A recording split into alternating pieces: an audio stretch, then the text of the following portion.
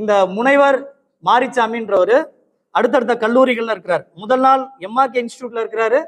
2வது நாள் தனலட்சுமி இன்ஜினியரிங் காலேஜில் இருக்கிறாரு. தனலட்சுமி சீனிவாசா இன்ஜினியரிங் காலேஜ் பெரம்பலூர்ல இருக்கிறாரு. அடுத்து 17ஆம் தேதி பார்த்தீங்கன்னா 18ல பார்த்தீங்க அப்படின்னா கதிர் காலேஜ் ஆஃப் இன்ஜினியரிங் கோயம்புத்தூர்ல இருக்கிறார். அடுத்து 19ல பார்த்தீங்கன்னா காஞ்சிபுரத்தில் ஆர்எஸ் இன்ஜினியரிங் காலேஜில் இருக்கிறார். அதுபோல் அந்த மாரிச்சாமின்ற ஃபேக்கல்ட்டி முழு நேர பேராசிரியர் அந்த கல்லூரியில் முழு நேரமாக நான் இருக்கிறேன்னு சொல்லி 11 இடங்கள்ல இருக்கிறார். இவர் ஒருத்தர் மட்டுமா அப்படின்னா இல்லை. Indira Ganesan college of engineering Anna யூனிவர்சிட்டியோட சிண்டிகேட் மெம்பர்.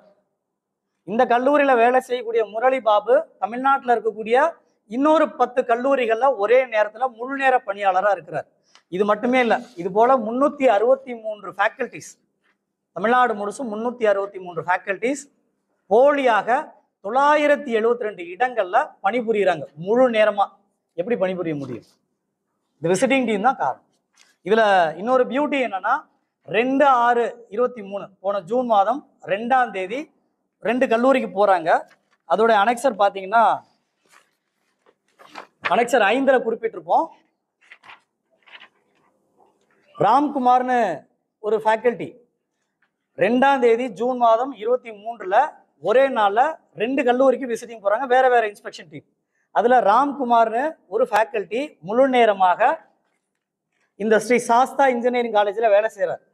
அதே நாளில் இன்னொரு இன்ஸ்பெக்ஷன் டீம் வந்து ஸ்ரீ கிருஷ்ணா காலேஜ் ஆஃப் இன்ஜினியரிங்ல வேலூர்ல நடக்குது. அங்கேயும் இந்த ராம்குமார் ஃபேக்கல்ட்டி பிரசன்ட்ல இருக்கிறார். அப்போ இந்த விசிட்டிங் டீம் வந்து எப்படி உறுதிப்படுத்த முடியும்? இது போல 11 ஃபேக்கல்டிஸ், 11 முழு நேர பேராசிரியர்கள், உதவி பேராசிரியர்கள், முனைவர்கள் கல்லூரிகளில் பிரசன்ட்ல இருந்திருக்கிறாங்க. அப்போ விசிட்டிங் டீம் இங்க கிளீனா தெரியுது, பிளண்டடா அவங்க வயலேட் பண்ணியிருக்கிறாங்க, காம்ப்ரமைஸ் பண்ணியிருக்கிறாங்க அப்படின்றது.